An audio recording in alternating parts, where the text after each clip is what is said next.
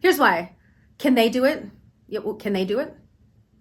Right, but they would, assuming they were comfortable with the fire, assuming they had the fuel, assuming they had the palm torches, assuming they had the fire safe costume, assuming. So what they're paying for is every single one of those things that we just assumed.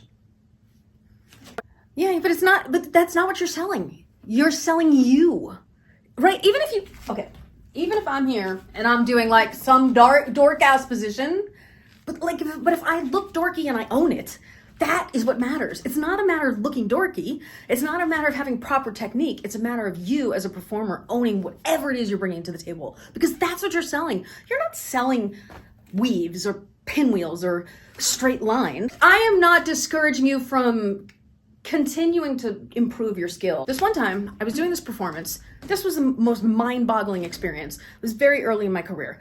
And I was at this gig where I had no control of the music. And then somewhere in the middle of my, I was going off, dancing really hard. And somewhere in the middle, the music stops and a Martin Luther King speech comes on. But of course, the show must go on. So I keep going. No, so we're going from electronic music to I have a dream that one day, it was seriously an intense juxtaposition of the two things. And then out of nowhere, the Martin Luther King goes away and the music comes back.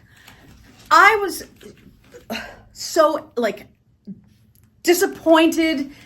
I kept going throughout the whole thing, but internally I was like, okay, well, just keep smiling because that's what you're supposed to do. The show must go on. The show must go on.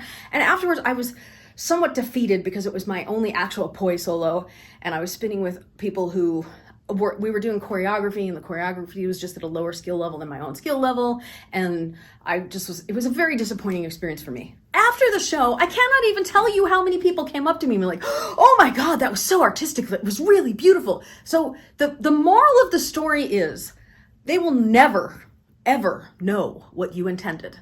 They will only know what you gave them. So if your line is crooked and you know it's crooked, right? Even if you're standing here in some weird ass position like this, sell it.